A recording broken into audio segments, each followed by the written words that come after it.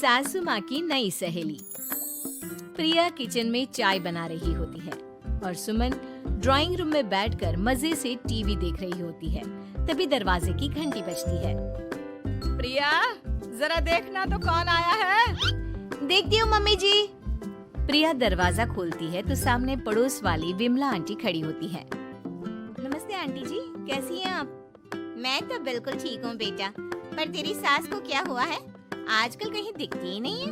जब देखो तब टीवी के आगे जमी रहती है। अंदर तो आइए आंटी। अरे ओ दीपक की अम्मा, कहाँ हो? अरे बिमला, आओ आओ, क्या बात है, बड़े दिन बाद याद आई तुम्हें मेरी। मैं तो हमेशा ही तुम्हें याद करती हूँ, पर तुम ही गायब रहती हो और आजकल तो बाहर भी नहीं आती जाती। तबीयत तो ठीक है ना तुम्हारी? अरे तबीयत को क्या होना है, इस उम्र में तो कुछ ना कुछ लगा ही रहता है। मेरी छोड़ो, तुम ये बताओ कि क्या चल रहा है गली मोहल्ले में। तुम गली मोहल्ले की छोड़ो, चल तो तुम्हारे पड़ोस में रहा है। तुम्हारी नई सहेली आई है। मेरी कौन सी नई सहेली? मैं तो यहाँ बस तुमसे बातचीत कर लेती हूँ या फिर बाजू वाली शर्मा की बहू से दो चार बातें कर लेती हूँ। इसीलिए तो कहा कि तेरी नई सहेली आई है। अब कोई पड़ोस में आया है तो बात तो होनी ही है। कम से कम इसी बहाने हमारा भी एक ग्रुप बन जाएगा। फिर सब मिलकर अपनी बहुओं की शिकायतें किया करेंगे। दोनों हंसने लगते हैं। तभी प्रिया चाय लेकर आती है और सामने टेबल पर रख देती है। दोनों चाय पीती हैं और बातें करते हैं। चलो मैं चलती हूँ, अब कल मिलते हैं। राम राम। अगले दिन प्रिया किचन में कुछ काम कर रही होती है और सुमन आराम से सोफे पर बैठकर मटर छिल रही होती है। तभी डोरबेल बजती है। प्रिया दरवाजा खोलती है तो सामने उनकी नई पड़ोसन खड़ी होती है। जी, आप कौन? मैंने पहचाना नहीं। नमस्ते बेटा, मैं शारदा, आपके बगल वाले घर में अभी 2-4 दिन पहले ही शिफ्ट हुए हैं। ओह अच्छा अच्छा अच्छा, नमस्ते आंटी, अंदर आइए ना आप। देखिए तो मम्मी जी, आज कौन आया है। इतना कहकर प्रिया किचन में चाय बनाने चली जाती है। नई पड़ोसन को घर पे देखकर सुमन थोड़ा हैरान हो जाती है। नमस्ते बहन जी, मैं शारदा, आपकी नई पड़ोसन। अच्छा अच्छा, आप हैं हमारी नई पड़ोसन। आइए आइए, और बताइए कैसी हैं आप? जी बिल्कुल ठीक हूँ। वो दरअसल घर पर छोटी सी पूजा रखवाई थी, बस उसी का प्रसाद देने चली आई।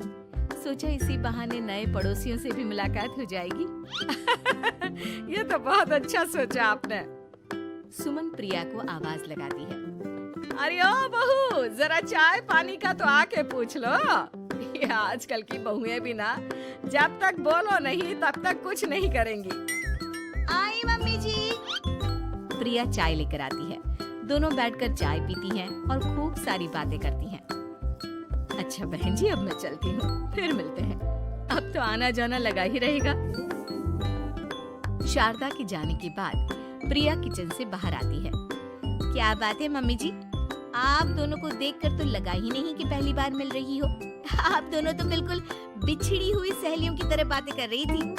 अरे जब दो औरतें मिल जाती है ना, तो बातें अपने आप ही निकल आती है। अब तू अपने काम पर ध्यान दे, बातों पे नहीं। ऐसे ही कुछ दिन बीत जाते हैं। अब सुमन और शारदा अच्छी सहेलियां बन गई होती हैं। दोनों एक साथ मंदिर जाती, मार्केट जाती और कभी कभी तो विमला भी इनके साथ मिलकर खूब हंसी ठिठोली करती।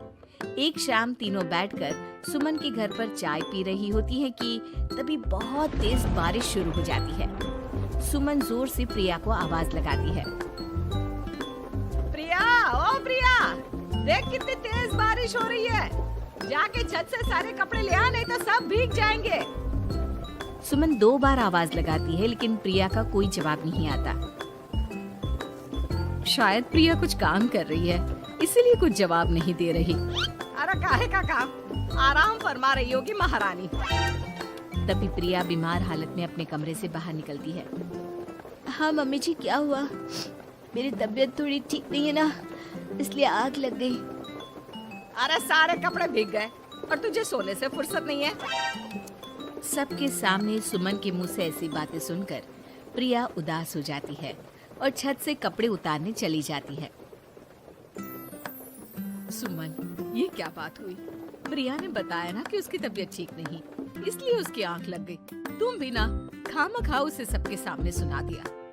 अरे आप नहीं जानती शारदा जी, कुछ बहुएं ना बहुत आलसी होती है, घर का एक काम नहीं करना चाहती। ऐसा नहीं है सुमन, तुम्हारी बहू तो बहुत प्यारी है, तुम्हारी सारी बात भी तो मानती है। हाँ सुमन, तुम प्रिया के बारे में ऐसा क्यों सोचती हो? मेरी भी दो बहुएं हैं, लेकिन मैं उन्हें अपनी बेटियों की तरह रखती हूँ। आखिर वो भी तो किसी की बेटियां ही है ना। और अगर तुम ऐसा ही व्यवहार करोगी तो एक दिन प्रिया भी तुम्हारे साथ ऐसा ही बर्ताव करेगी। शारदा और विमला की बातें सुनकर सुमन की तो बोलती बंद हो जाती है। वहीं प्रिया भी बाहर से सारी बातें सुन रही होती है। अरे मैं कोई उसकी दुश्मन थोड़ी ना हूँ, मैं भी उसकी माँ हूँ, लेकिन कभी कभी सास बनना पड़ता है, नहीं तो बहुएं हाथ से निकल जाती है। देखो सुमन, ये सब सोच का फर्क है। अगर तुम ये सोचोगी तो कभी प्रिया को अपनी बेटी नहीं बना पाओगी। इतना कहकर शारदा और विमला वहाँ से चली जाती हैं और सुमन अकेले बैठकर उनकी बातें सोचने लगती है। अगले दिन प्रिया और दीपक अपने कमरे में बैठकर बात कर रहे होते हैं और सुमन उनके कमरे के बाहर कुछ काम कर रही होती है और उन दोनों की बातें सुन लेती है। दीपक, तुम्हें पता है हमारे पड़ोस में जो शारदा आंटी है ना, बहुत अच्छी है। अच्छा, ऐसा क्या हो गया जो तुम्हें वो इतनी अच्छी लगने लग गई? कुछ खास नहीं, बस कल जब मम्मी जी मुझे सबके सामने सुना रही थी तो शारदा आंटी ने मेरा साथ दिया। मैं तो सच में हैरान ही रह गई थी जब उन्होंने मम्मी जी को मुझसे ऐसा बर्ताव करने के लिए मना किया। अच्छा, फिर क्या हुआ? होना क्या था, शारदा आंटी तो मम्मी जी को समझा ही रही थी कि बहू को भी बेटी की तरह ही रखना चाहिए, लेकिन मम्मी जी तो मम्मी जी है ना, उन्हें तो मुझ में हमेशा कमी ही दिखती है। काश मुझे भी शारदा आंटी जैसी सास मिली होती जो मुझे भी अपनी बेटी जैसी समझती। सुमन ये सब सुनकर बहुत उदास हो जाती है और वहाँ से चली जाती है। प्रिया की बातें सुमन के कानों में बार बार गूंज रही थी। उसे बहुत शर्मिंदगी महसूस हो रही थी कि उसने प्रिया के साथ बहुत गलत किया है। अगले दिन सुमन शारदा और विमला को बुलाती है। क्या बात है सुमन, आज तूने ऐसे अचानक क्यों बुलाया? सब ठीक तो है ना? हाँ, सब ठीक है, तुम दोनों बैठो तो सही। तब तक दीपक और उसके पापा भी आ जाते हैं। प्रिया, तुम भी आ जाओ। क्या हुआ मम्मी जी, आपने बुलाया?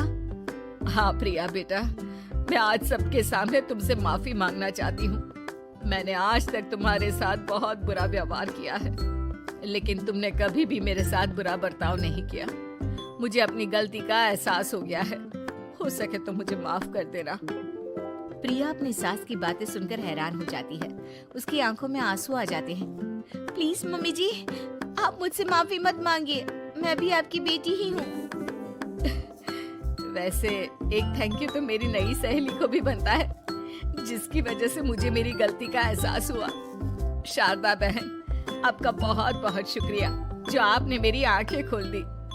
अरे क्या सुमन, तुम भी ना। तो फिर इसी बात पर चाय और पकोड़े हो जाए?